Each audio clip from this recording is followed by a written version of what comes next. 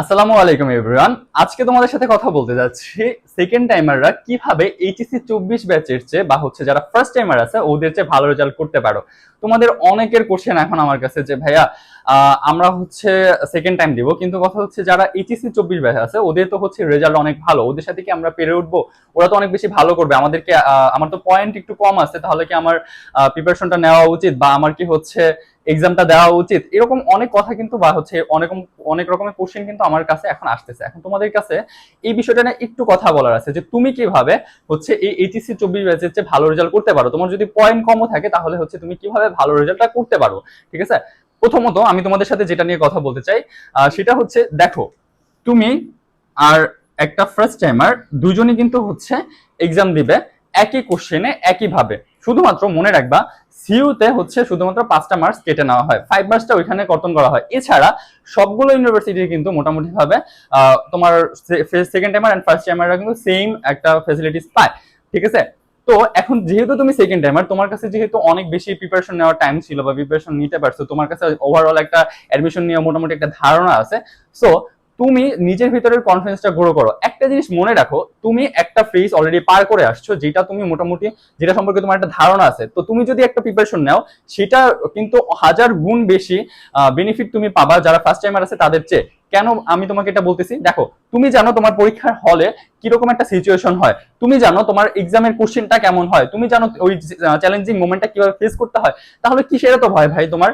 এত ভয় পাওয়ার তো কোনো কারণ নাই। ফার্স্ট টাইমার এগুলো জানে না এখন পর্যন্ত, যেটা তুমি জানো। তোমার ভিতরে এই কনফিডেন্সটা গ্রো করো যে না, আমার দ্বারা করতে হবে, আমার দ্বারা পারতে হবে। নিজের ভিতরে কনফিডেন্স গ্রো যদি না করতে পারে তাহলে কিন্তু আলটিমেটলি তোমার দ্বারা কিছু হবে না। সো তোমরা ভাবতেছো যে হচ্ছে তোমার জিপিএ কম আছে, হ্যাঁ, জিপিএ জিপিএ কম। এখন এই যে জিপিএ কম আছে তাদের দ্বারা কি হবে বা তারা কি করবে, এটা একটা আরেকটা কোশ্চেন যে ভাই আমাদের জিপিএ তো কম আছে, তাহলে আমরা কি করবো? ওরা তো অনেক জিপিএ পাবে, হচ্ছে অনেক 5 আছে, তো হচ্ছে ওদের 5 এর মাঝে তো আমরা যারা একটু কম পয়েন্ট আছে আমরা তো হারায় যাব, আমাদের তো জিপিএ তে মার্ক আছে, এই আছে সেই আছে। এরকম কোশ্চেন কিন্তু তোমাদের এখন আমার কাছে আসতেছে, ঠিক আছে? তো একটু মনে রাখো, একটু মাথায় রাখো এই জিনিসটা। সেটা হচ্ছে যে দেখো, জিপিএ কম থাকুক আর জিপিএ বেশি থাকুক, তোমার যে কোশ্চেনটা, ধরো তোমার 100 মার্কসের একটা পরীক্ষা হচ্ছে, হ্যাঁ, 100 মার্কসের যে কোশ্চেনটা থাকে, এই 100 মার্কসের কোশ্চেনটা তো তোমার আর ওর একই পরীক্ষা হবে, তাই না? তো ধরো তোমার হচ্ছে জিপিএ এর জন্য মোটামুটি ভাবে তোমার জিপিএ একটু কম আছে, তোমার জিপিএ এর জন্য হলো ধরো 5 থেকে 7 মার্কস কমে গেছে, 5-7 মার্কস তোমার মনে করো জিপিএ এর জন্য যে 5 পেয়েছে তার থেকে তোমার কমে যাবে, বা হচ্ছে একটু একটু বেশি কমে গেল। কিন্তু তুমি একটু জিনিস মাথায় রাখো, তুমি যদি প্রিপারেশনটা ভালোভাবে নিতে পারো, এই যে 100 মার্কস আছে, 100 মার্কে ওই যে ফার্স্ট টাইমারটা আছে ও ওর জিপিএ এর জন্য যদি 70 মার্কস পায়, আর তুমি যদি এই জায়গাটাতে হচ্ছে 80 মার্কস পাও, তো তুমি জাস্ট একটু ভাবো এই 10 মার্কটা কি তোমার কভার হয়ে যাবে না? তুমি কি প্রিপারেশনটা যদি ঠিকভাবে নাও তাহলে কি তোমার হচ্ছে এই 10টা মার্কস কভার হয়ে যাচ্ছে না? সো তোমার এই জিনিসটা একটু মাথায় রাখতে হবে যে হচ্ছে প্রিপারেশনটা তুমি যদি ঠিকভাবে নাও, তোমার এই 5 মার্ক 7 মার্কটাকেও কভার করা পসিবল। এমন অনেক স্টুডেন্ট আমি পেয়েছি এই পর্যন্ত যারা হচ্ছে এই যে 5 মার্ক 7 মার্ক এগুলোকে কভার আপ করে হচ্ছে টপ টপ রেজাল্ট করেছে।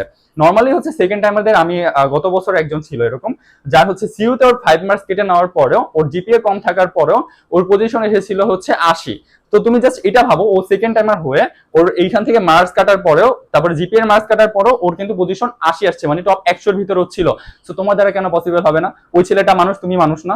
তোমার ওর ভিতরে রক্ত মাংস আছে, তোমার ভিতরে রক্ত মাংস কি নাই? তোমাকে আল্লাহ যা দিয়ে তৈরি করছে ওকে আল্লাহ সেম জিনিস দিয়ে তৈরি করছে। জাস্ট তোমার ভিতরে কনফিডেন্সের অভাব আছে, ওর ভিতরে কনফিডেন্সের অভাব ছিল না। নিজের ভিতরে কনফিডেন্স গ্রো করো। তোমার যদি কনফিডেন্স একদম না পাও না, তুমি যে তোমার বাবা মার দিকে তাকাও, তোমার বাবা মা তোমার দিকে তাকায় আছে একটা ভালো রেজাল্টের আশায়, একটা পরিবার তোমার দিকে তাকায় আছে, আর সমাজের মানুষ তোমাকে কথা শোনাচ্ছে, এই কথাগুলো শোনানোর তারা ক্ষমতা পাচ্ছে কোথা থেকে? তুমি ভালো একটা রেজাল্ট করতে পারতেছো না, তাই তো? রাইট?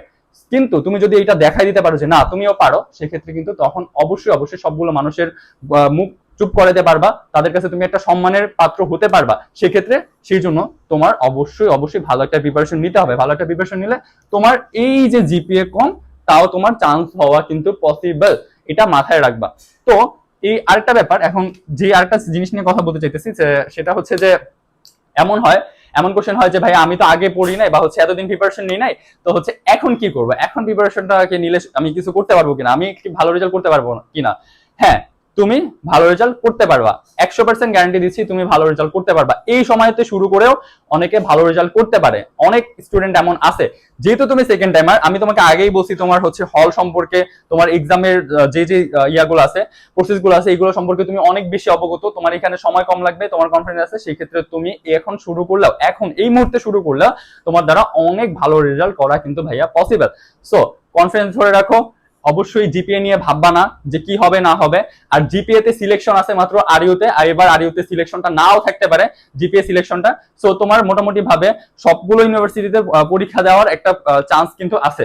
যে যে ইউনিভার্সিটিতে বা জিএসটি তে যেখানে পরীক্ষা দেওয়া যায় তুমি সেখানে পরীক্ষা দিবা, প্রিপারেশন ভালো করে নাও। পরীক্ষা দিতে পারলে সেই জায়গাগুলোতে পরীক্ষা দিলে অবশ্যই অনেক ভালো রেজাল্ট করা possible. Just be patient, okay? Best of luck. আর যদি কোনো রকমের হেল্প প্রয়োজন হয় ভাইয়ার সেকেন্ড টাইম রিলেটেড, বা হচ্ছে তোমার মনে করো ফ্রি এক্সাম ব্যাচ, বা হচ্ছে ভাইয়ার পেইড ব্যাচে তোমার যদি এনরোল করতে হয় এজ এ সেকেন্ড টাইমার, যেহেতু আমি ছিলাম, আমি অবশ্যই জানবো যে একজন সেকেন্ড টাইমারের কি কি প্রয়োজন। সো সেখান থেকে তোমাকে আমি আমার যথেষ্ট হেল্পটা করতে পারবো। তোমার যদি এরকম কোনো কিছু প্রয়োজন হয় সেক্ষেত্রে হচ্ছে ভাইয়াকে নির্দ্বিধায় ইনবক্সে নক করতে পারো। আমার পার্সোনাল আইডি লিঙ্কটা তুমি তোমার কমেন্ট বক্সে পেয়ে যাবে। এছাড়া হচ্ছে ডিসক্রিপশনে তুমি আমার পার্সোনাল আইডি লিঙ্ক এবং হোয়াটসঅ্যাপের যে নাম্বারটা আছে এটাও পেয়ে যাবে। তো আজ এই পর্যন্তই, ধন্যবাদ।